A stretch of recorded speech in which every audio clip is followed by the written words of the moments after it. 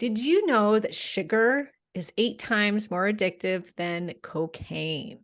And that the average American consumes over 66 pounds of added sugar each year, leading to a range of problems such as obesity, diabetes, and heart disease. While many of us may think that we have a handle on our sugar intake, it can be a tough habit to break. In fact, studies have shown that sugar addiction can be just as hard to overcome as drug addiction. Finding tools to help you break free from sugar addiction is crucial. Sometimes these tools come in the form of alternative modalities of healing that can help address the root causes of addiction. Today, we're going to explore one of these modalities called the emotion and body code. These are two separate things with our guest, Siobhan Harris. Siobhan is a certified integrative nutrition health coach and a certified practitioner in the emotion code and the body code. She understands firsthand the debilitating impact of sugar addiction and has found the emotion code and body code to be a powerful tool in her own recovery. Today, she'll be sharing her experience with us and how these alternative modalities can help us overcome sugar addiction. So welcome, my friend Siobhan, which I know Siobhan. Everybody. Yeah. Hi, thank you so much for having me talk today. I'm very excited to share my story and, of course, talk about emotion code and body code. Yeah, and you just kind of put a final episode on your podcast, which has been going for 4 years? 4 years, yep. Unsweetened SIO, right? Yep, Unsweetened SIO, That's such a all good about name. my journey with sugar addiction. And yeah, just aired the last episode at the beginning of February. So Yeah, that was must have been hard to close the doors on that because it was a good little podcast. And she had me as one of her final guests. I was on twice, but I was on one of the final episodes talking about hormonal impact on sugar addiction. So I will link to those in the show notes, you guys, because that was a good interview too. I really liked yeah, it. really good episodes. And yeah, so grateful that you did that because it has, yeah, the implications with perimenopause is crazy. So Yeah. we'll get to that in a little bit. Yeah. Yes, exactly.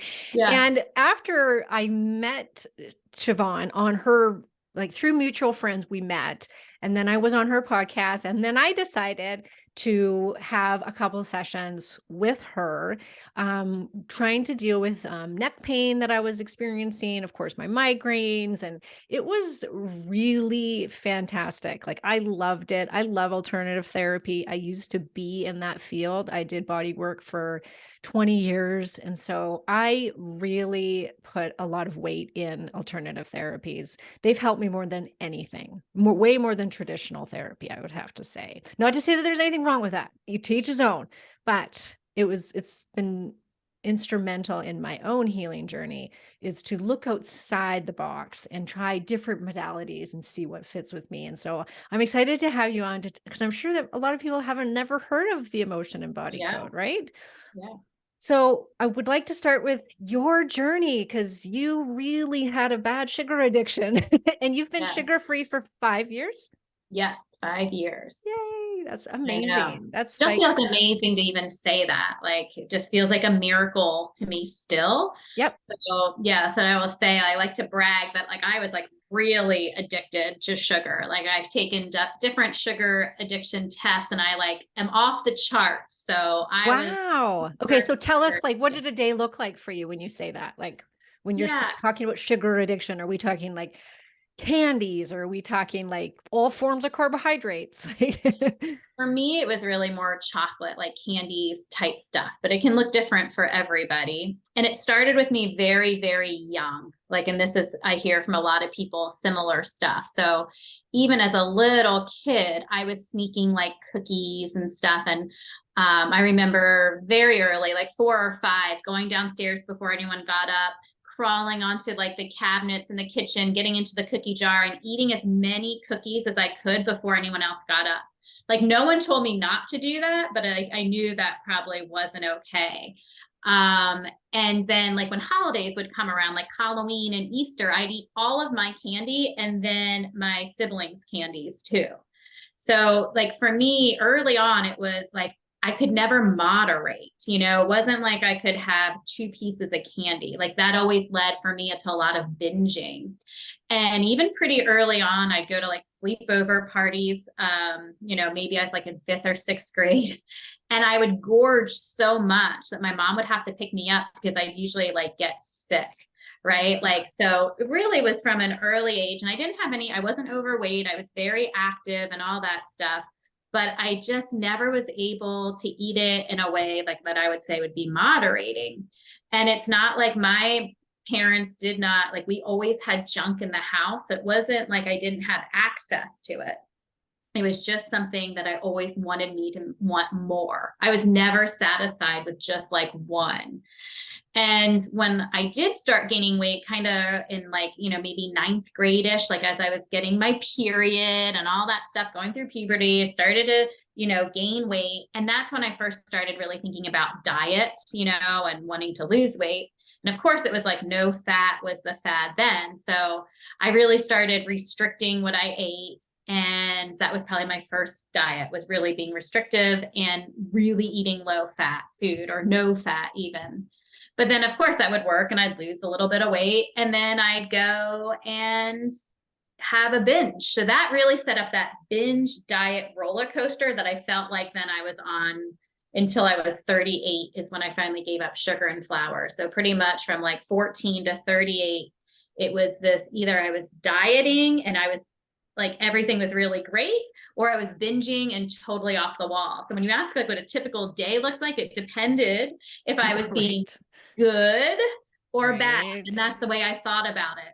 Yeah. And always food was controlling my thoughts. Always, always, always, always. Like, you know, I'd get up in the morning and I'd be like, okay, today's the day. I'm gonna, you know, start this diet, and I'm gonna do this, and I'm gonna do this. And then by like midday, you know, the thoughts would go, well, just one won't hurt, you know? And I'd start that kind of like negotiation with myself, like, okay, I'll just have one, but then I'll work out, da, da, da, da, da. And it was relentless. Like I call it kind of like that mental like warfare of always like negotiating with myself. Or then if I did kind of give in and go down like where I was only going to have one cookie, but surprise, I ate the whole bag, I felt awful. And then that guilt and shame that followed, right? Of just feeling awful. So it was, that was kind of what my life looked like for many, many years. And I was kind of up and down with my weight and trying different things. I was that person. I've tried everything, every single diet book, every alternative modality, like you're saying. Like I tried you know, being hypnotized and all kinds of things. I was open to anything that would help me. I thought, like, why not? And I don't think I really realized it was an addiction. Like, it's funny though, my family would refer to me as a chocoholic, as like a joke. But now I'm like, yeah, that was actually pretty accurate. Like I was, like, my mom remembers one time when we were talking about hormones, I was like about to get my period. I was like, just like a teenager, but I was like, you must pull over this car right now. I need a chocolate bar. Like I was like, you know, so we stopped and got like a Snickers or whatever. And so, again, it really showed from like an early age. And I think for me, when I finally started I think it's one of those things in everyone's healing journeys like this. It's almost all these different moments that fit together like puzzle pieces until you really find like the thing that's going to work for you. And, you know, for the last, in my 30s, I had started already kind of eating better. I had polycystic ovary syndrome. So I was like starting to see a naturopath, and then was kind of introduced to like whole foods, and, you know, started making the link to nutrition and, you know, my health, and, you know, making some changes, but still not being able to kick the sugar. I started getting a little like healthier with the sugar binges, like where it was like, well, it's going to be, you know, dark chocolate and, you know, maybe not store-bought cakes, but stuff that I'm making with quality ingredients, but it was still, you know, still sugar. Still sugar. Yeah. Or I'd be eating really well, like a, you know, really good meal, like, you know, fruits and vegetables and, you know, some chicken or whatever. And then I would need that sweet thing afterwards. Like I just, you know, So it was really hard. And it was something I felt like I had control in so many areas of my life. And this was just something that was like my secret, dark secret that I couldn't get control over. And the reason, like, some people say there's no such thing as sugar addiction, but if you look at like how they assess addiction with other things, you can apply that to sugar. And I was like checking off all those things, Oh my gosh, hearing you talk, you could be talking about heroin. Like Yeah. the way you're talking and how it ruled you and how you would get up and, like this is addiction, hardcore addiction, right? Yeah. That's what alcoholics do when they wake up. They start to think about it. When can they have their first drink? They justify it. They start, convincing themselves like one's okay and I'm going to have control. And then they binge, they get off, they binge. It's no different. Yeah. And I even like, as far as like other behaviors, like I would say, okay, I'm going to start my diet tomorrow. I always had to be like a Monday or like Of the first course. day of a month, Yep. and I would put everything that night in the trash. And I'd go out in the morning and dig cupcakes out of the trash and eat them. Like that's the kind of stuff that's not normal behavior, right? I'm sure I stole money, when you think about people stealing money for their drugs, I'm pretty sure I did that. Like when I was younger, just taking change out of my parents' wallets to get food, like go to a convenience store after school, especially when I was able to like drive and be on my own a lot more. I just started buying a lot more. I know like we did like a candy bar sale one time, like fundraiser for school. I ate all the candy bars. Like I had to come up with Wow. the money because I ate all of them. So that kind of stuff. I would hide it, I would hide wrappers in my room or in the bottom of a trash can, it wasn't something that I was doing. A lot of people talk about that. Like, I wasn't really eating that way in front of people. Yeah. And again, I wasn't like super overweight, but I was, definitely my weight kind of fluctuated through the year. So when I got the polycystic ovary syndrome diagnosis and didn't want to go the traditional route of get on metformin or I thought, how can I treat this naturally? Did you And have insulin resistance? Because PCOS always goes alongside oh yeah, insulin. Yeah. So definitely. this is a very sugar-driven hormone disease. Yes, Mhm. definitely. And I don't know what, Which caused came it or first? Yeah. what came first. I was also on birth control for like 12 years. And there's a lot of research that some people like that can cause PCOS. So who knows like what it was? I just know I got off birth control. This is like my late 20s. And I was just trying to like kind of heal myself more naturally, but this still continued. It was really hard. I do have 2 kids now that are 7 and 9 years old. I had miscarriages. It was really hard for me to get pregnant. And then, I finally did. And it was after my daughter was born. She was born in 2015, and my weight was probably at the highest it had ever been, and I don't weigh myself now. I don't believe in it. I haven't weighed myself since I had my daughter, because I just don't feel like it's a really true, accurate indicator of overall health. And also it's just like a number. So even now I'm at like my right size body. I feel really good. I love and accept myself for the first time in my life. I really do. Like I look in the mirror and I'm just like, I love you, Siobhan. Like that feels like a miracle to me. But if I got on the scale today, that would all come crashing down. Right. So to me, Yeah. it's just not like worth it. But anyway, so as I was starting to like, trying to figure out what's going on, that's what actually inspired me to go and get my health coaching certification from the Institute of Integrative Nutrition, in New York City, was just trying to figure out what was going on with me. Because at this point, I'm realizing like, yeah, some of my friends like dessert, but they're not like so obsessive compulsive about it like I am. I realized that in college too. And I played field hockey in college. So I was really, again, I was lucky that I was always an athlete too. So it kind of like managed my weight. But still, it was like, I was always like, this is interesting why other people aren't like this. And that they could like, turn down something like, yeah, I'm not hungry for that cookie right now. And I'm like, hungry? What does hunger have to do with it? It's a cookie. I'm going to eat it. Exactly. So it's kind of baffled me, these, other people. And so I went to the Institute for Integrative Nutrition and I learned a lot about all these different diets and stuff. But they didn't really address food addiction. They talked about like emotional eating. And I thought I had binge eating disorder. So I went to some serious therapy for binge eating disorder. And of course, that protocol is moderation. Well, telling an addict to moderate, like, again, apply that to like an alcoholic or a drug addict. Like, yeah, just like one bump of Coke a day, or a week or whatever. Like, yeah, it's not going to work. Or, just drink on weekends. I tried that so many times. I'll have my cheat day. Yeah, well, cheat days turned into cheat, months. I couldn't control it. And I'm not saying that can work for some people. Yeah. It just never worked for me. Like I'm lucky, a lot of people that are addicts with sugar also are with alcohol or other things. I've never had a trouble with, say, for alcohol. Like I could always take it or leave it. But I was not like that with sugar or flour. Like if I were to know there was something in the house, it was like I couldn't rest until it was gone, Yeah. So I did all of this like moderation and nothing was helping. And I was just feeling worse and worse and worse. And I have these 2 little kids and I wanted, I just didn't want to deal with it for the rest of my life. And I had heard by this point about sugar addiction from different things. And I'm just like, but I also like to believe, oh no, that's not true, because I didn't want to give it up. If there was like an answer that was not abstinence, I was going to try that.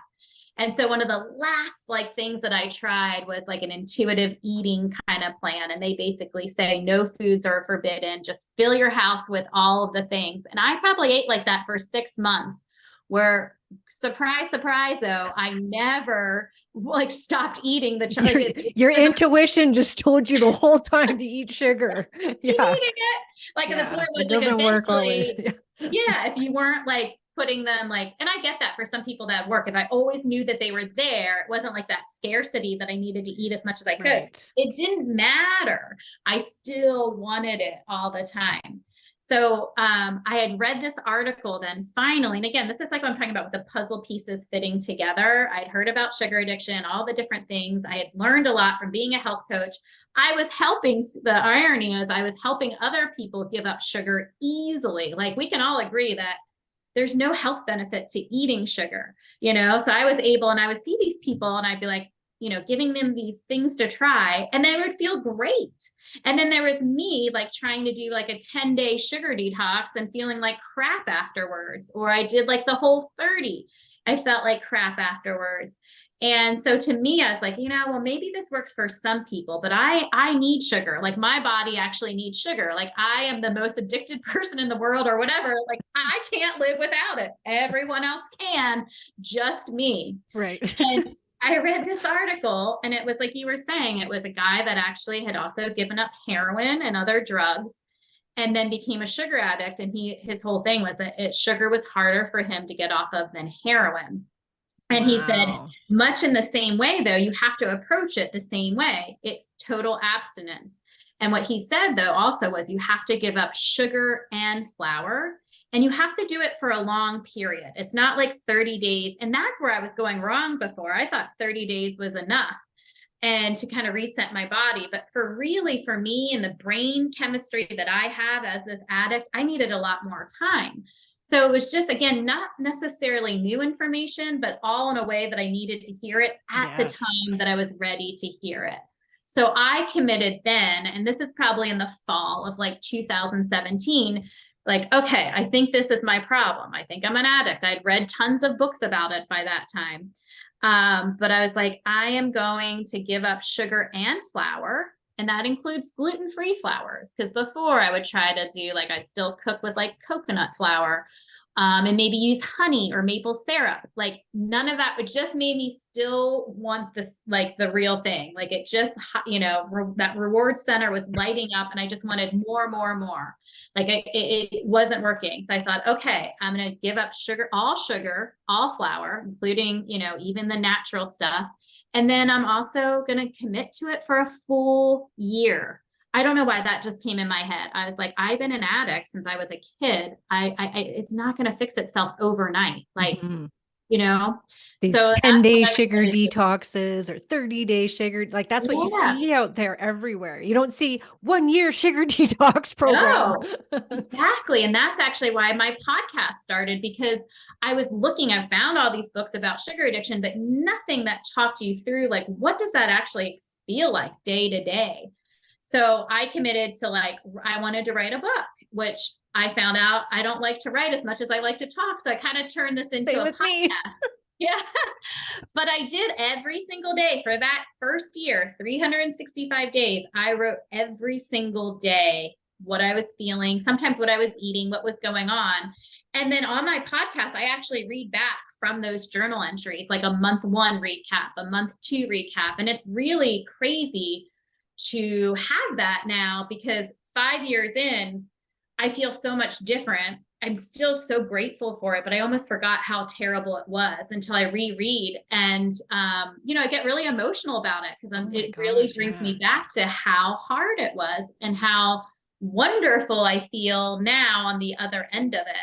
But it was definitely, that wasn't an easy journey either. It wasn't an easy transition at all. And I like to be really honest about that, because I think there are people, again, that are maybe, there's different, like, addiction severity. Like, you could be moderately addicted. I was severely addicted. You could just be a little bit. I mean, again, and everyone, I think, is a little bit addicted to sugar because it's Oh, created to it's be very that. addictive. Yeah. Yeah. So it's hard. But that person that does a 10-day sugar detox that's maybe a little addicted probably feels really great afterwards, because they weren't, like, severely addicted, and it's enough time to get it out of their body, and they kind of, oh yeah, maybe I'm sleeping better. Oh, I have a little more energy. So I work with a lot of people like that too. But for me, I also, it took me 5 months before I really felt better. And I have Wow. no idea how much I weighed, but I was at the top weight that I'd ever been, just by what my, like, clothing size I was wearing. And it took about 5 months before before the weight started to move a little bit. Wow. And then by the end of, like, a year, about a year afterwards, I was probably about the same weight that I am now. Like, Yeah. it went pretty fast then, but it took a long time. And I just like to really share that with people that might have tried something and they give up because it wasn't working. And I was so tempted to do that so many times during the process. But again, that intuition was like, keep going. And I started to focus on, even if the outside wasn't looking different, I had to be doing something on the inside, just with everything that you talk about, with, like, inflammation and hormones. And I was 38, and part of it was, Wow. vanity Yeah. of being like, I want to age as well as possible. And I know sugar and flour are really inflammatory and very, like, aging of the body. So that was one of the reasons I wanted to give it up. Plus, I was thinking about perimenopause and menopause, and I knew that it was going to get harder and harder as I aged. And I'm like, I want to get this under control. And then, of course, for my kids, I wanted to be a healthier role model for them. So, kind of a combination of all three of those things. I had to really focus in the beginning on, well, I bet it's doing a lot inside of me, though, that I just don't see right now. And then finally, the outside kind of, it all came together. But the funny thing is, and I say this to people too, I know so many people listening might resonate, and they're like, yes, I want to lose weight. Like, that was my main concern. I wanted to lose weight. But now, when I look at the overall benefits of being, like, sugar and flour free and abstinent for 5 years, the weight loss is, like, the bottom of the list. Wow. It's really the freedom that's number one, free Yeah. from those thoughts that I was talking about earlier. Like, I love food and I still love to eat, but I don't count calories. I don't count macros. It's like the easiest thing I've ever done now is just by saying no. To me, it's much easier than trying to have just one of something. Right. So, for a while in the beginning, I would just tell myself, no, I don't do that anymore. I just don't. And it's so much easier for me just to say no completely than it ever was to try to moderate, basically. And I Yes. think Yeah. that's how you're on the right track, as far as finding whatever that eating plan. And even as addicts, because I coach women with sugar addiction, there's no one meal plan that fits everyone. That's what we all want. Yeah. That's what I wanted, someone just to tell me what to eat and Yeah. what not to eat. But that never worked for me before. Yeah. That's that diet mentality. It's more of this lifestyle where you have to feel it's something you can sustain. I didn't want to Yes. feel deprived. And you also have to, like, as far as look at other things in your life, the food is just the first part of it. And then the second part is like kind of lifestyle management, right? And I know you talk a lot about that too, how important sleep is, and just managing our stress and whatever other triggers that we have for eating. And that's where the emotion code and body code came in. I really wish I had found it sooner. I think that No, no, no, Siobhan, all meant to be, it's all all meant meant to to be. You're be, right. all meant to All in the be, right timing. all in But the right timing. I feel like Yes. it's such a gift to people that are, like you kind of were saying in the beginning, it's like helping finding some of those underlying causes of addiction, right? And like, and what, some of it's just the way our brains are wired. But for me too, Yeah. there was a lot of emotional stuff going on too. Can we And just wait before we jump into this? I just want to yeah, back it up for a second, because when you first started this, like that year, when you decided that's it, I'm going sugar free, flour free for 1 year, was there a period of time in the beginning where it was so hard? Did you cry? Did you oh, find yeah. yourself depressed? Did you go out there and get another addiction? Like, did you find something to fill the void? And that happens a lot. Addictions are really Yes. transferable. I'm laughing, but it's not funny because No. it does happen. Um, and that's where you hear that with alcoholics. There's donuts at the back of the meeting, or alcoholics then start to be smokers. It's sad because it really does happen. But for me, yes, it was awful, Okay. awful. Like, I'm not going to sugarcoat it. Yeah. It was really, really bad. And I talk about this on my podcast too. I had to have this like mourning period. And Yes. it was like, because this is in the fall of 2017. I didn't give up sugar until January 13th, 2018. So there was like a few months of grieving, and also just that last minute or last supper mentality, I called it. Like, I got to Yeah. eat everything I can because then I'm This not is going to be it. eating anything. So it was like a gorge binge fest for months, And I remember wanting to start on January 1st, of course. Of It course. didn't happen until January 13th. So I just think it's hilarious, when I look back at that. I was like, well, maybe tomorrow. Well, maybe tomorrow. And honestly, I don't know what changed January 13th. I'm just so grateful that that was day one. And then I just got another day behind me, and then another day. And I would say by month 9, I knew I wasn't going back, because I had told myself, if you don't feel better, you've tried everything now. At least you tried. You can just like binge your head off for the rest of your life and just deal with it. Like, at least you tried. But by month 9, I was like, nope, not going back. But yeah, those first 5 months too, but even before that, that grieving period, I talk about, there's this James Blunt song, Goodbye, My Lover. It's Oh like, my goodbye, my gosh. friend. You've been the one. I'm thinking about Yes. food. Yeah. Yeah. Like, it like hit me so hard. I remember being in the car, like bawling my eyes out, like, oh, because it Yeah. was, you've been the one Yes. for me. It had been like a best friend in a Yep. way.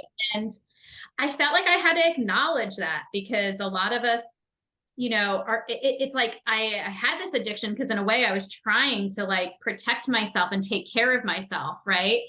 So I had to kind of let that go and find other ways to do that are a lot healthier. It was just the only way I knew for so long, but really I was trying to like take care of myself. Because I would eat when I was really sad, I'd numb myself with food. So yeah, it was really hard.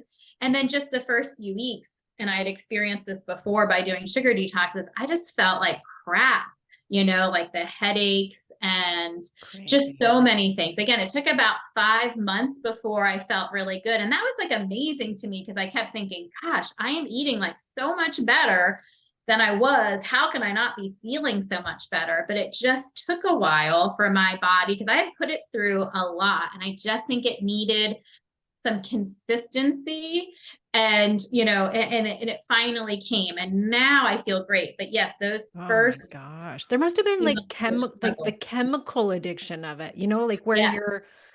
the brain and the dependency on it is like the dependency on any other drug. It, like, what has to happen, and rewiring itself, and then the detox of the sugar itself. Like, the And they say fact that it it can take took you 7 that years, long. Oh 7 my years to God. really rewire your brain completely. Wow.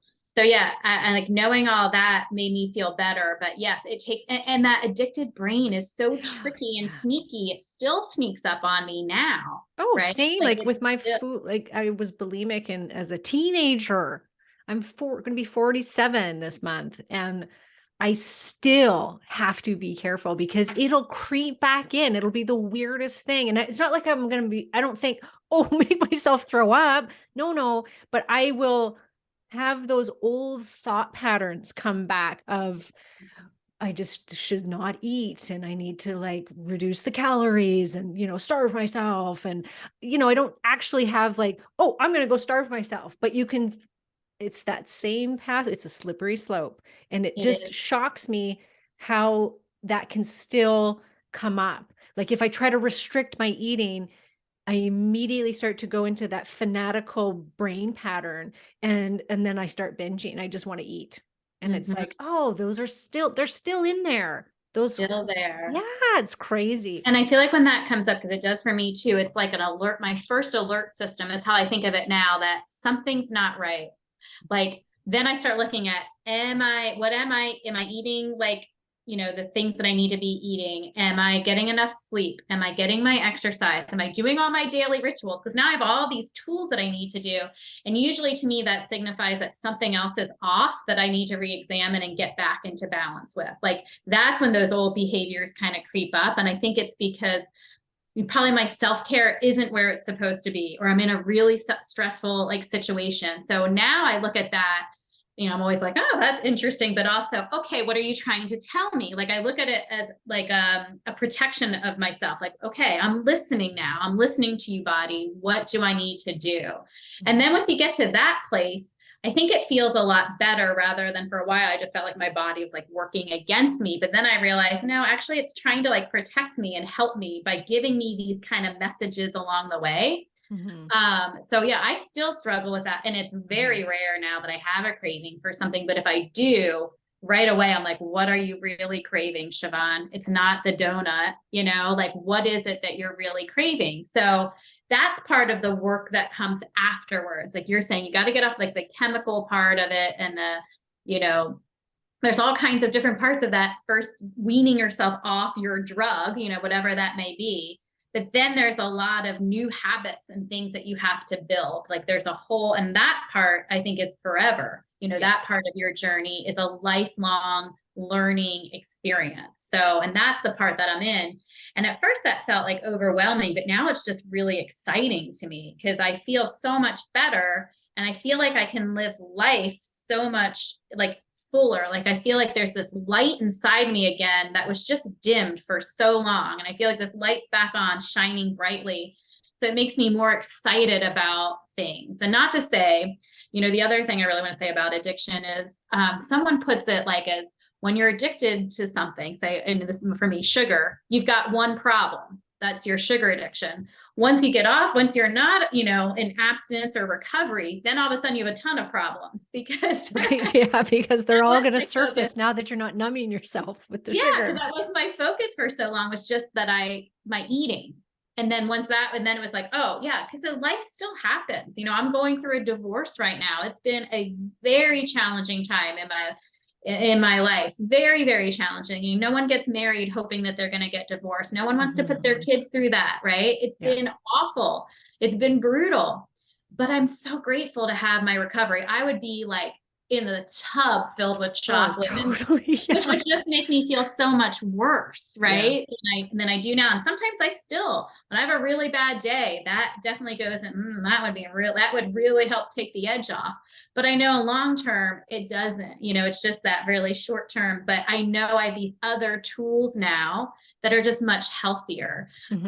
So I'm very grateful. But I just want to say, yeah, like we still are going to have challenges in our lives, but I feel so much better equipped to deal with Yes. I was going than to I say did that. Yeah. before and face them head on, Mhm. not numb myself completely so I didn't have to feel, anything. Yeah, yeah, that was same with me when I stopped drinking and doing drugs. It took a while before I was like, okay, I don't have this as a backup here to soothe myself anymore. So what am I going to implement to help deal with these? And same with you, like it's interesting. I just kind of realized you did I'm going to stop first, and then I'm going to work on the emotional root cause, right? Which came in time. But Mhm. you really had to get get it out of the system, get out of those patterns. And looking back, that's exactly what I did with my alcoholism and I was going to say drugism and drug addiction. I decided first I was going to do 1 month totally, because I hadn't for probably whatever 10 years of my life. So I had drinking consistently. So I was like 1 month, and then that month ended and I was like, I'm going to do a year. I'm not going to do just a month. I'm going to do a year. And now it's been 16 years. So it's Wow. like but the emotional piece of why I drank did not come till at least a year afterwards, I bet. And then I started to peel back the onion and go, I need to deal with this, and I need to figure out new tools since I do not have alcohol or drugs anymore. Yeah. And So so, that was and you your did that coping too. mechanism. Yeah. And I Yeah. just think that I usually recommend people, looking back on my podcast and working with people, I'm always saying to them, find the root cause. Like, don't just go from diet to diet to diet, or just try and stop, because you really need to get to the root cause, and then the stopping will happen. Yeah. But you know what? This is a different way to look at it. And both you and I did it the other way around, which was we just committed to stopping and let that be our first step. Then we dealt with the emotional stuff. So I don't know. I just think Yeah. that's kind of And just a sometimes I reality. think the emotional stuff comes up once it's out of your system. Yes, I think so too. Because you're probably right. Probably for me too, it was about a year in that I found emotion code because a Yeah. friend was telling me about it. And I was like, yes, I need that. And it was like, because then suddenly I was having emotions and stuff come up that I didn't know how to deal with them. I'd always eaten about them before. So I was like very uncomfortable having uncomfortable emotions. And I felt like, I don't like this. Like, what do I do? And that's where I kind of found the emotion code. And I want to say that I first like went in person to a practitioner and then started seeing someone over the phone. And this is what I love about this work, because I live in Oregon in the Yeah. United States. I have clients in Canada, in Brazil, New Zealand, Ireland, Australia, all over the world. Like, it's so cool because it's like energy work can work, anywhere. It doesn't have to be in person. And I will say for me, because I've had both, it feels exactly the same. So I just love, because that's like such a big gift, I feel Huge. like. Yeah.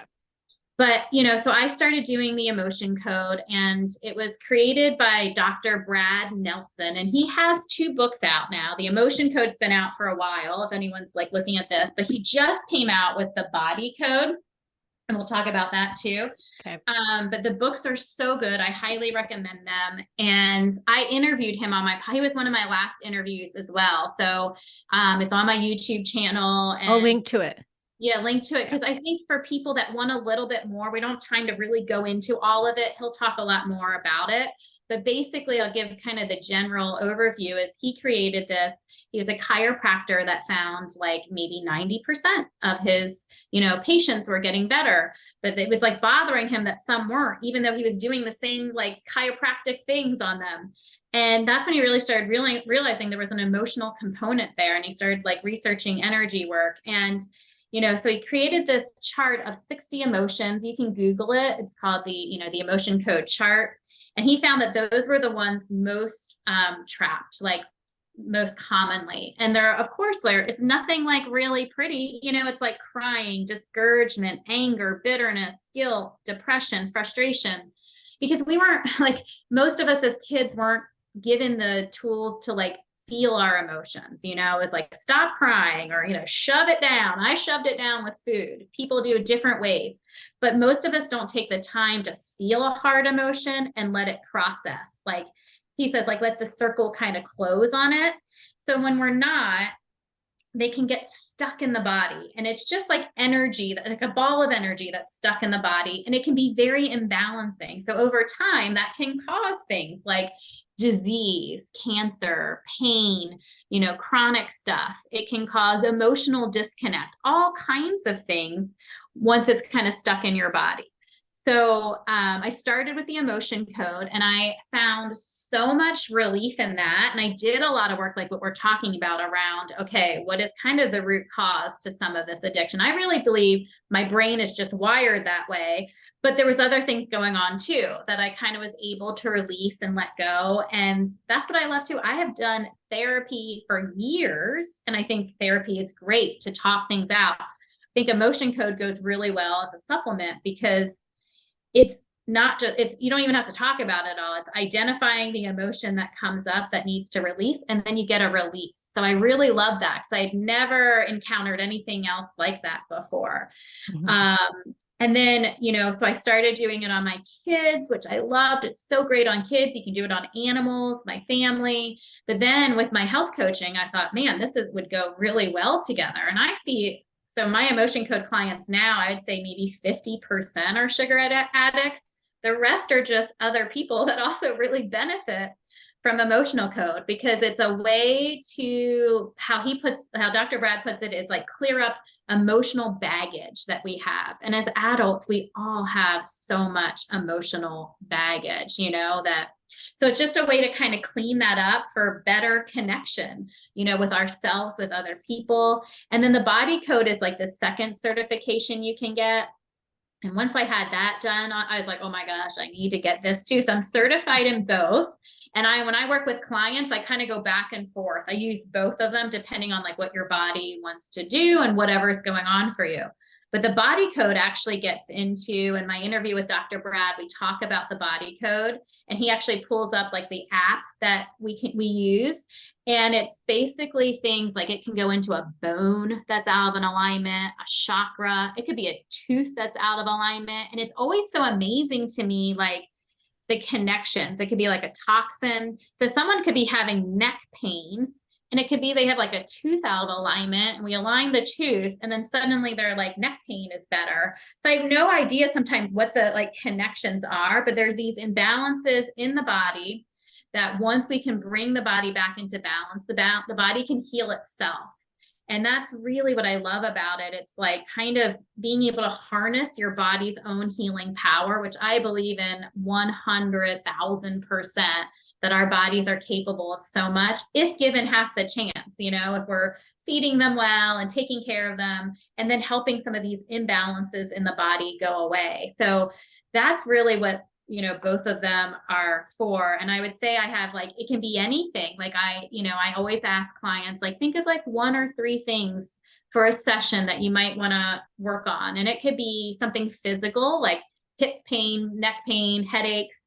It could be something emotional, like I'm having a hard time connecting with my teenager, or my spouse and I are having issues, or at work, I just feel like things aren't going well, or I'm not advancing. It could be an abundance. I don't have, like, I have a scarcity mindset. I want more abundance. You can almost do it about anything. It's so interesting to really see kind of like what comes up. So that's what I love. It really works on so many different things. And it sounds like, I think for a lot of people, if they're new to this kind of idea that we store emotions in our body and those emotions can make us sick, there's a lot of science now backing this up. Like, it's not just woo-woo, that we're getting way more advanced with, how the body works. And I remember when I went to school for the body work that I did, which was Rolfing, and they taught us, all the different areas of the body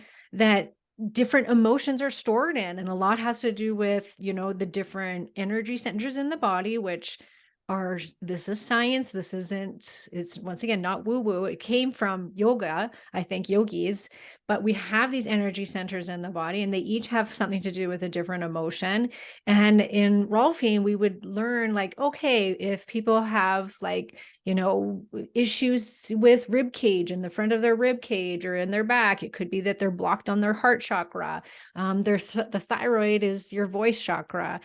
Pelvic issues can be, if you had sexual trauma, that you could be very blocked in your pelvic chakra. And and over the 20 years that I did body work, I can't tell you guys how many times, like, every single person I worked on, which was thousands of people, there was emotional releases when I was doing the body work that always had to do with those chakras. And so it was proven to me time and time again. I would see people like by the time I'd end working with them, they were like leaving a spouse that they wanted to leave. They were changing jobs. They were making different life decisions. They were, their personalities would change even a little bit and become like they're more who they really are. And like, it was profound. It wasn't just, I'm getting rid of some pain in the body. There was so much emotional stuff to it. And Yeah. we know 100% I think always there's an emotional aspect to every chronic illness and chronic pain in the body. I agree. I just think we just can't deny that anymore. No. And I know I forgot. I think we talked about this before, but I did the 10 series rolfing Oh, good. when I went through my Holy Intense, but I did that as part of like I was probably, during my journey, my healing journey, and that did bring so much release. So I love Oh, all yeah. this stuff like works so well together too. So I have people that are like, well, I do Reiki.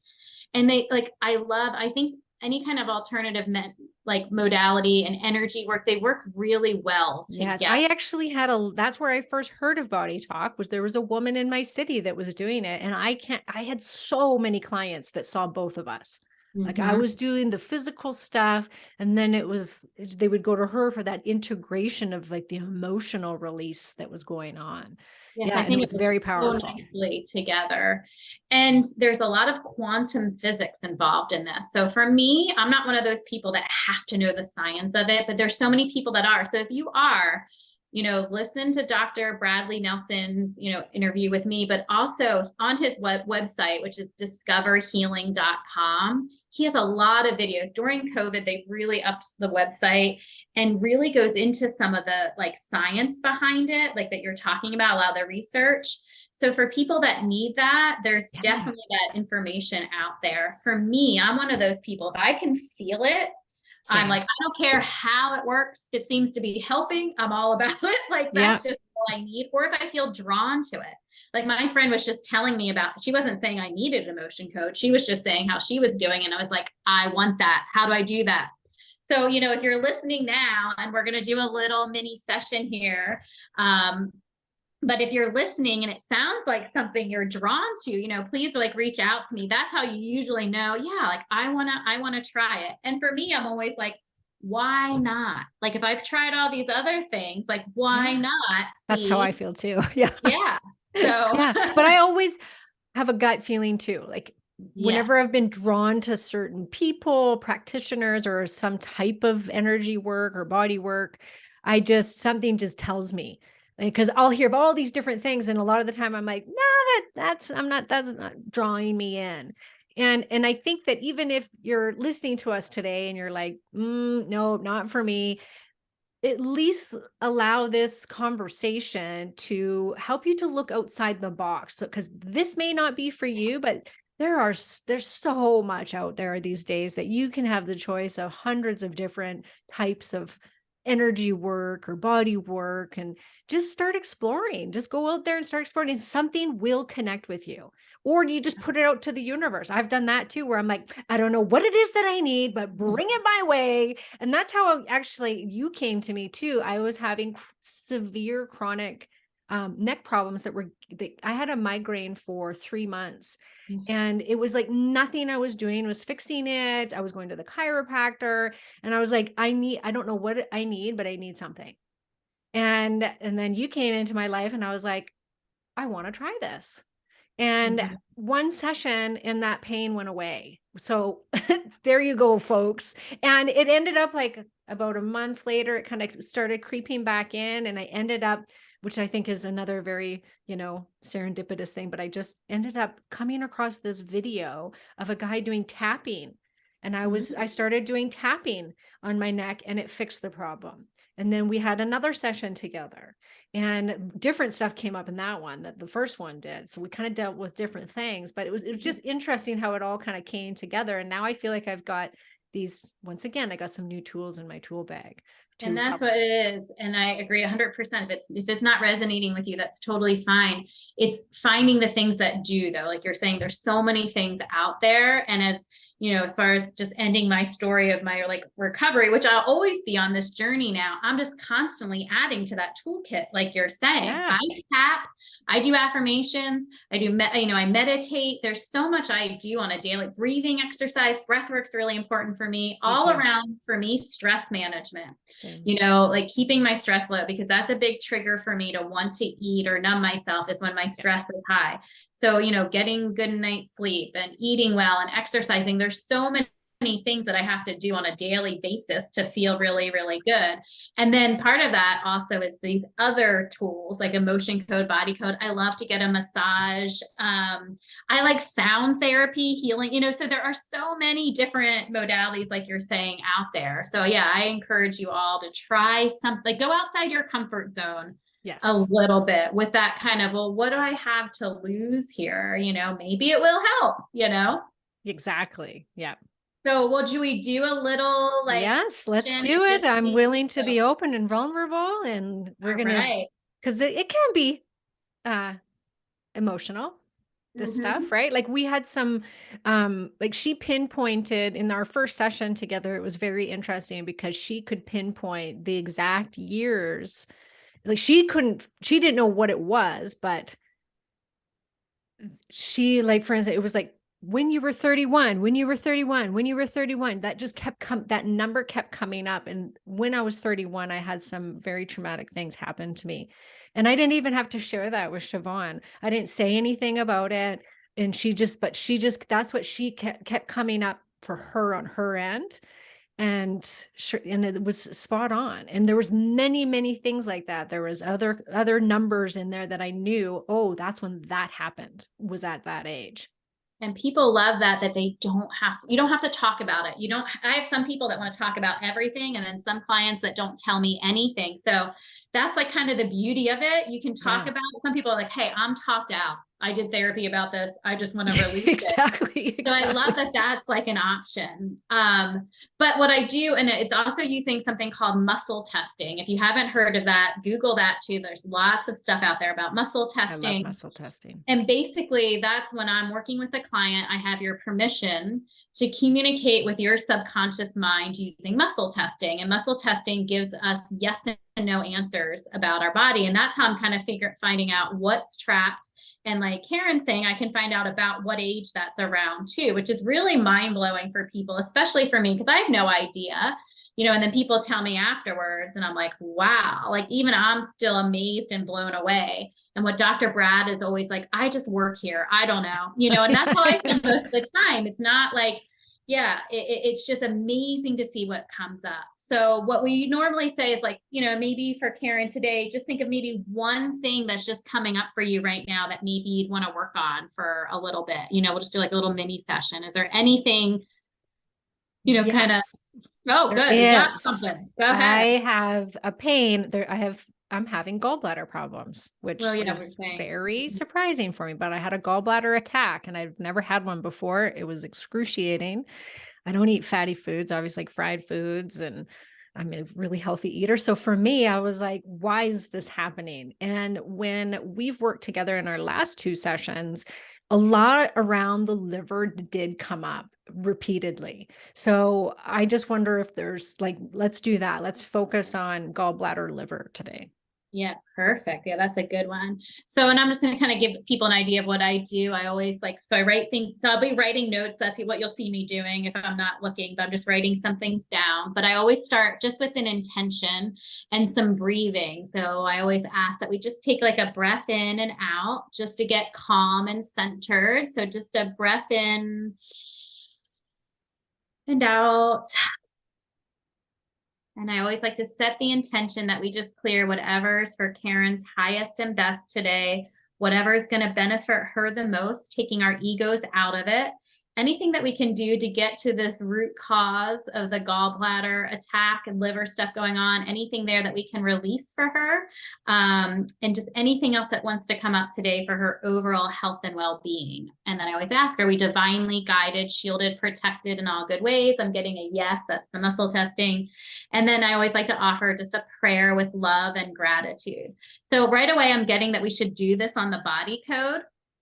And not, I'm sure there's some emotions there too, but I'm going to pull up my body code app. And I know you might put this on YouTube. So I'm just showing if anyone is watching this on the YouTube channel, what that looks like. And then I just ask, is there an imbalance that we can release for Karen today on the body code? I'm getting a yes. And actually there's a pathogen of some kind coming up. Just the energy though, nothing physical. So it's a viral energy. And it says this indicates that only the energetic form of a viral infection is present, not any physical organism, but it can still cause similar symptoms like fever, fatigue, rash, muscle aches, and digestive upset. It said this could be left over from a previous physical infection where the physical body was able to eliminate the physical organisms, but the energy body was unable to process the energy. So do we need to know more about this? Her body's saying no. Is there an associated imbalance that needs to be decoded? Yes. So before we can release that, we're just going to dig a little deeper. And it's in one of her systems here. It's on the left side or the right side. Okay, so it's something in the digestive system. And it is your liver out of balance, like we were just kind of talking. This says the liver supports the immune system and cleans the blood, detoxifying foreign substances and chemicals. It can cause discomfort between the shoulder blades and discomfort in the right shoulder when out of balance. So we're going to ask, is there an associated imbalance here that needs to be decoded? I'm getting a yes again. So we're going to dig a little deeper.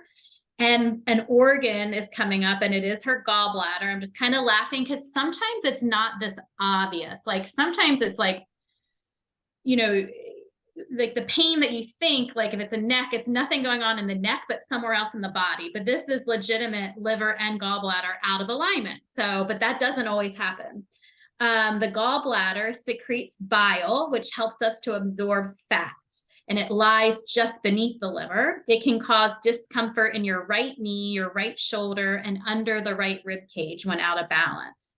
Then we ask again, is there an associated imbalance that needs to be decoded? There's not. So we use and this that I am using is a magnet on the back, and that's how we kind of clear these things out, which again, Dr. Brad talks about that in his videos and in my interview. So if you want to know more about how that works, you can listen. But we're just going to start with the gallbladder and basically going to reset the gallbladder for Karen. And we're just going to bring that back into balance and alignment. So I just want you to take a deep breath in and out. And then I always check, is that balanced? Yes. Sometimes I have to do something else. Then we're going to go to the liver. Is there any other associated imbalances for the liver? I'm getting a no.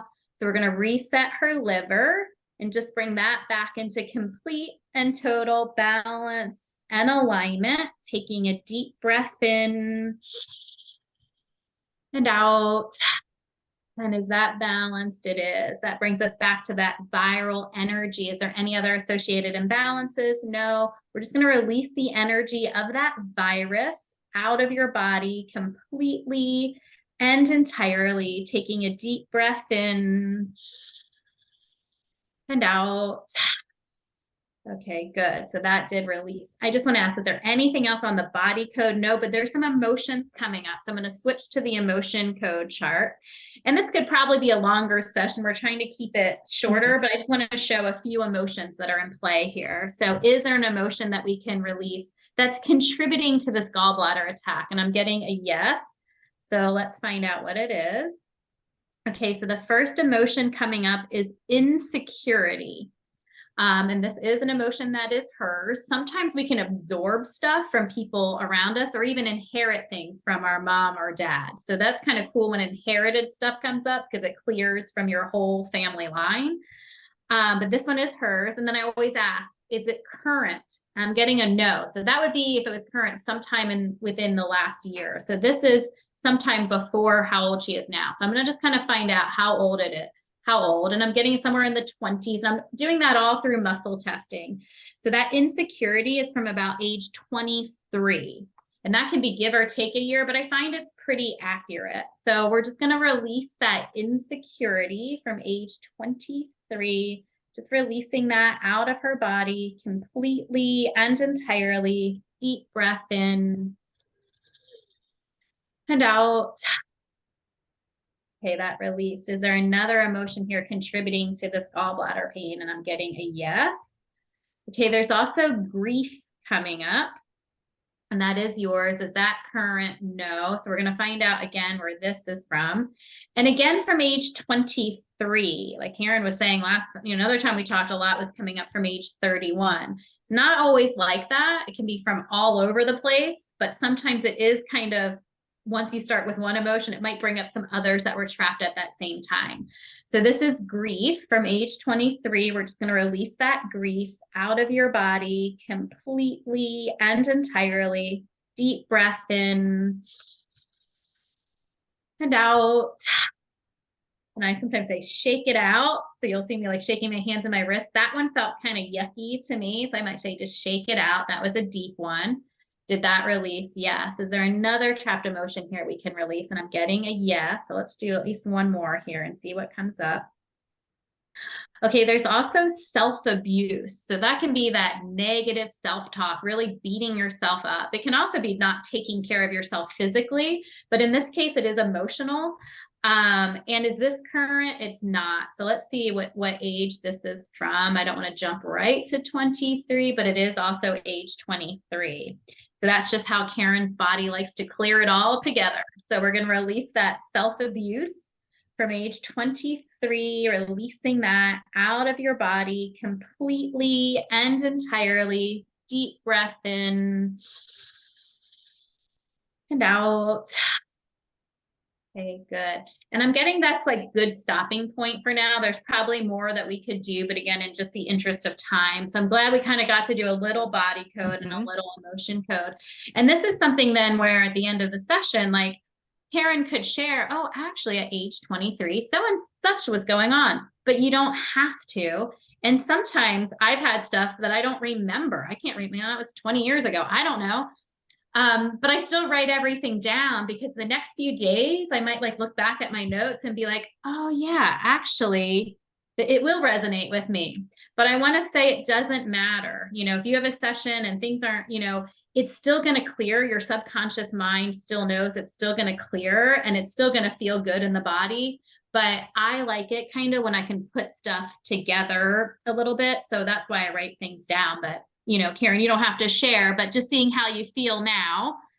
Yeah, but no, it's good. And I know that 23 was like a time in my life where there was a lot of like self-abuse, both with drugs and alcohol, as well as just where I was as a person, like very insecure and not living my best life. Let's just put it that way. There was a lot of partying and a lot of like doing stupid things. And it wasn't a great time in my life for sure.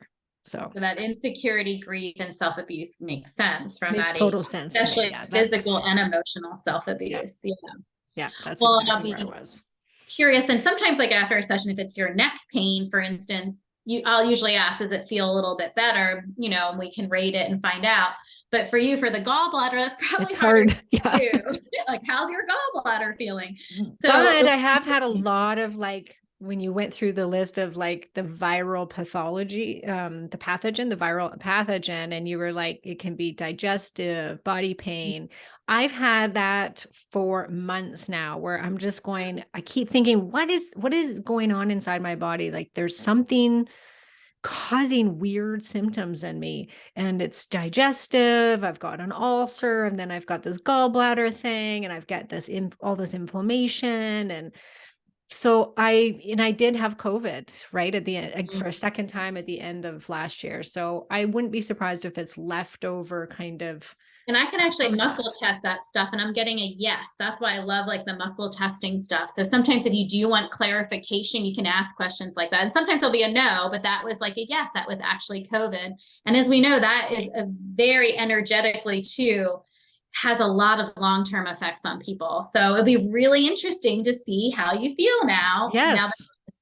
So the second part I do, and Karen knows this, it usually takes like 1 to 4 more days of processing. And most people don't feel that. I get a little bit tired.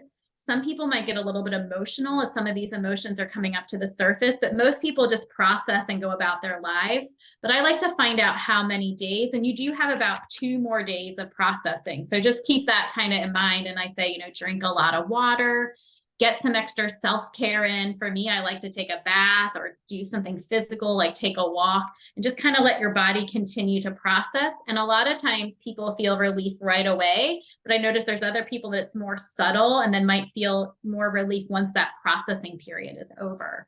Mm-hmm. So Yeah. you'll have to text me and let me know. Yes, I will, for sure. And like I said, it was really interesting to me that liver and gallbladder came up so many times. That does not happen. Like you would think the obvious things would come up, but sometimes they don't. So I love that. Yeah, I'll be curious how you feel then.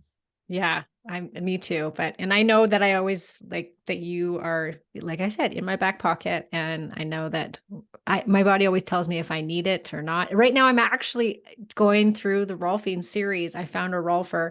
I haven't been through the Rolfing series in over 10 years, probably. Wow. So I'm really excited. I just had session 1 and I'm going for session 2 on Friday. So that's going to be my next kind of body work process. And your I'm body really likes excited. it. See, that's the other thing I love. I always muscle test. Oh, good. Your body like that? It does. It's great and muscle testing is something, a skill that everyone should learn how to do. It's great for supplements, what you should take and not take. So look that up for sure, muscle testing. And I was first introduced by my naturopath, and when we were looking at supplements for my PCOS, and I love it too. And it's something I use like every day now. So yes, I love it too. I've used it for many, many decades, probably. I'm not very good at it with myself. I get too involved.